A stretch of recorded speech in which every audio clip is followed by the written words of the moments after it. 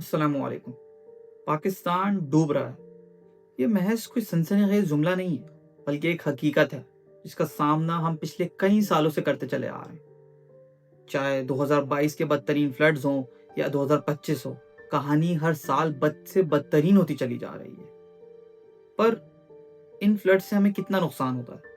अगर 2022 के बारे में देखें तो ब्रिटिश रेड क्रॉस आर्टिकल के मुताबिक पाकिस्तान ने उस साल करीबन 1700 लोगों की जान खोई। तकरीबन 33 मिलियन लोग अपने घरों को छोड़कर कहीं और मुंतकिल हुए। ये नंबर इतना बड़ा है कि इसको अगर समझने जाएं तो आज की मलेशिया की कुल आबादी 33 मिलियन 34 मिलियन के आसपास है। यानी कि मलेशिया जैसा मुल्क अपने तमाम लोगों को एक जगह से दूसरी जगह मुंतकिल करे। पर सवाल यह है, हम ही क्यों, हमारे साथ ही क्यों क्यों पाकिस्तान हर साल बदतरीन फ्लड्स का सामना कर रहा है? कोई इसको खुदा का अजाब कहता है, कोई पड़ोसी मुल्क की चाल कहता है, तो कोई किसी और पे डाल देता है। आए समझते हैं कि क्या वजह है जिस वजह से पाकिस्तान इन फ्लड्स का शिकार बन रहा है।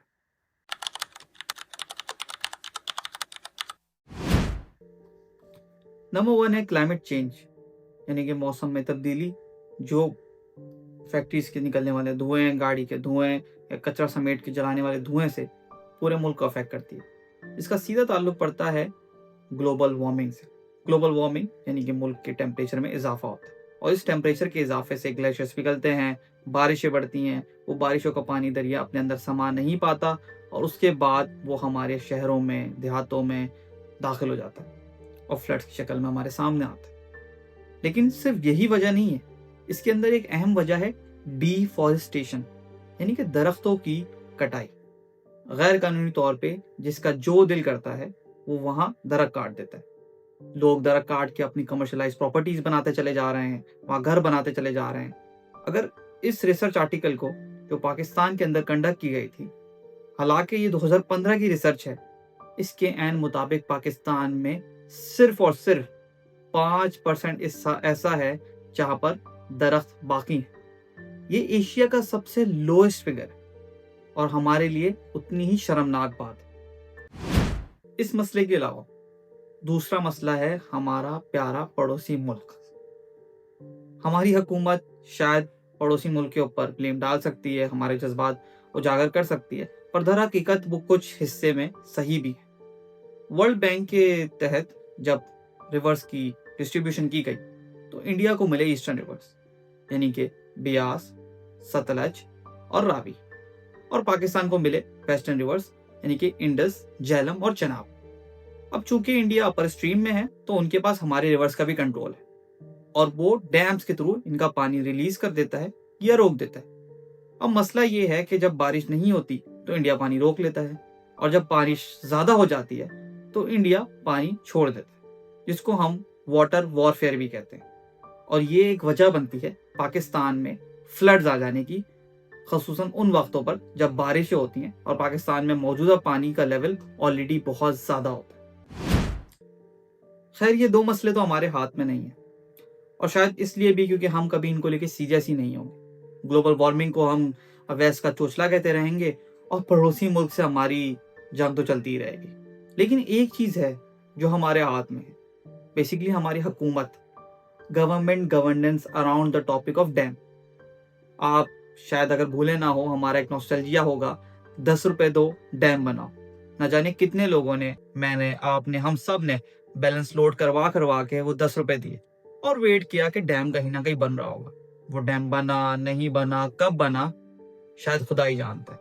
अगर मैं आपसे डैम की बात करता हूँ तो आपके जहन में मंगला डैम आता होगा, तरबेला डैम आता होगा, शायद इसके अलावा कोई नाम आपके जहन में आएगा ही नहीं, क्योंकि ये पाकिस्तान के सबसे बड़े डैम्स हैं। और आपको जान के शायद हैरानी होगी कि ये डैम 1960 से 1965 के दरमियान बने। उसके बाद पाकिस्तान में कोई मेजर डैम नहीं बना, और हम बस इंतजार कर रहे हैं वादों का, हुक्मरानों का, कि वो आएंगे और कुछ करेंगे। हर साल हमसे इस बात पे वादे किए जा रहे हैं, और अमल के नाम पे कुछ नहीं। रिलीफ कैंप पे नाम पे बिरयानी जरूर बटी है, और बिरयानी पे फोटोज भी लगी हैं, या फिर आपको बताइए क्या क्या होता रहा है। हुकूमत क्या कर रही है, क्यों कर रही है, हम जानते हैं और शायद बेबस हैं। लेकिन अगर हम मिसाल लें हमारे एक पड़ोसी मुल्क की, जो शायद हमसे थोड़ा दूर है पर हमारा अपना ही था कभी, बांग्लादेश। बांग्लादेश जिसका 80% लैंड फ्लड प्लेन्स है, यानी कि ऐसी जगह या फ्लड्स हर साल या साल में कई बार आते रहते हैं। 1988 से 1998 तक बांग्लादेश के अंदर तकरीबन 30 मिलियन लोग इससे अफेक्ट होते रहे, लेकिन उन्होंने हार नहीं मानी और इसके खिलाफ एक मुहिम स्टार्ट की। 2500 से ज्यादा शेल्टर्स बनाए गए, SMS के थ्रू वार्निंग स्प्रेड की गई, हाई रेस्ड हाउसेस बनाए गए और उन्होंने इसको काउंटर किया। पूरे तरीके से तो वो इस चीज से नहीं निकल पाए, लेकिन एक मेजर चेंज नजर आया in the death counts of Bangladeshi people. मैं आपको नेदरलैंड्स की भी कहानी सुना सकता था या जापान की भी कहानी सुना सकता था, लेकिन शायद वो सुनते ही आपके जहन में यही ख्याल आता कि वो तो फर्स्ट वर्ल्ड कंट्रीज हैं, बहुत आगे हैं, कुछ भी कर सकते हैं।